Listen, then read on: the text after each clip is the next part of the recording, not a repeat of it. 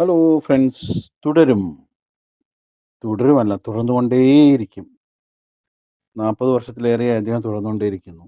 ഇനിയും അത് അനശ്വതം തുടരും. കാരണം അദ്ദേഹത്തിൻ്റെ പേര് മോഹൻലാൽ എന്നാണ്. 30 വയസ്സിൻ 30-35 വയസ്സിനിടയിൽ അദ്ദേഹം ചെയ്ത് തീർക്കാത്ത അല്ലെങ്കിൽ ആടിത്തീർക്കാത്ത വേഷങ്ങൾ ഏതെങ്കിലും ഉണ്ടോ? നമുക്ക് സതയവും അമൃതംഗമയും രാജാവിൻ്റെ മകനും ഉയരങ്ങളിലും ഏത് ഏത് സിനിമയാണ് നമുക്ക് അദ്ദേഹത്തിനെ മാറ്റി നിർത്താൻ കഴിയുക? ആ മോഹൻലാലിന് ഈ തുടരുമിലെ ഷൺമുഖത്തെ അവതരിപ്പിക്കുക എന്നുള്ളത് ഒരു പൂ പറിക്കുന്ന ലാഘവമേ ഉണ്ടാവാൻ സാധ്യതയുള്ളൂ. അദ്ദേഹം എങ്ങും പോയിട്ടില്ല. ബോട്ടക്സ് ഇഞ്ചക്ഷൻ കണ്ട അദ്ദേഹത്തിൻ്റെ കണ്ണുകൾക്കോ അദ്ദേഹത്തിൻ്റെ അഭിനയത്തിനോ ഒരു കോട്ടവും വന്നിട്ടില്ല.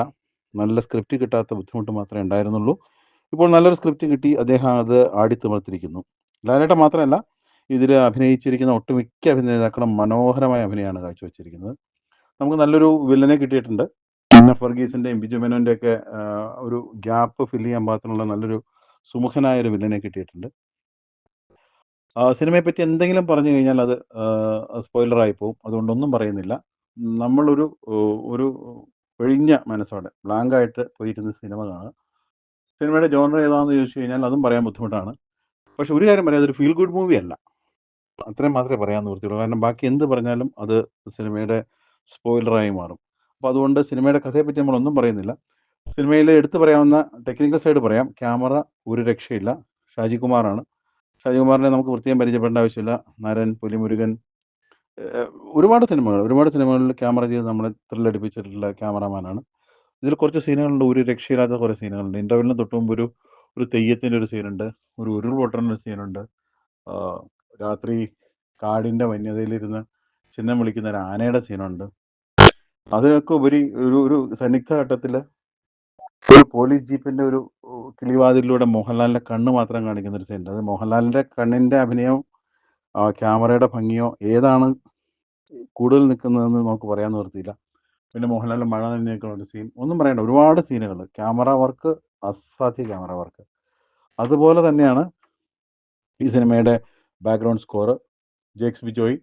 ജേക്സ് ബിജോയെ പറ്റി നമുക്കറിയാം. എത്രയോ നല്ല സിനിമകളിൽ സിനിമയെ എൻഹാൻസ് ചെയ്യുന്നതിൽ ജേക്സ് ബിജോയുടെ സംഗീതം കൊടുക്കുന്ന, ഇതിലെ പാട്ടുകളും നന്നായിട്ട് ചെയ്തിട്ടുണ്ട്.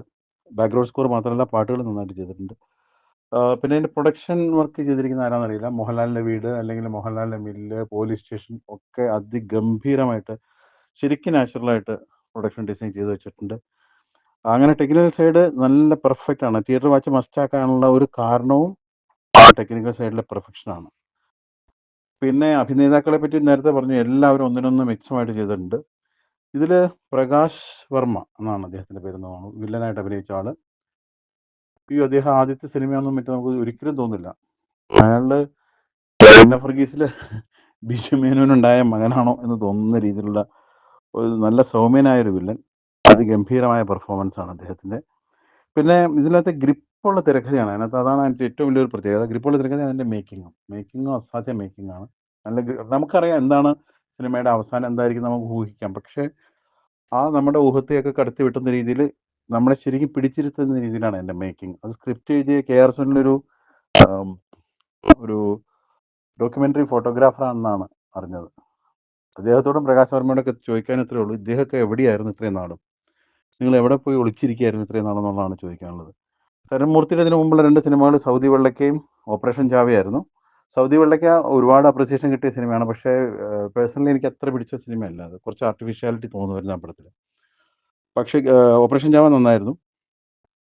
ഇത് നല്ല ഗ്രിപ്പായിട്ട് ചെയ്തിട്ടുണ്ട്. അതിൻ്റെ സ്ക്രിപ്റ്റിൻ്റെയും ഗുണമുണ്ട്, അതിൻ്റെ മേക്കിങ്ങിൻ്റെയും മികവുണ്ട്. അപ്പോൾ തിയേറ്റർ വാച്ച് മസ്റ്റാണ്, മിസ്സാക്കണ്ട.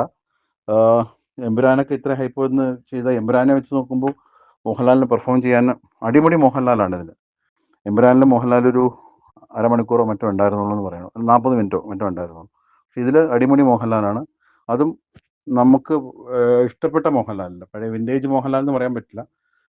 മോഹൻലാൽ ഇതിൽ നല്ല പെർഫോമൻസുകൾ ഒരുപാട് പടത്തിലുണ്ട്. പക്ഷേ കുറേ നാളുകൂടി മോഹൻലാലിൻ്റെ നല്ലൊരു പെർഫോമൻസ് ഉള്ള സിനിമ.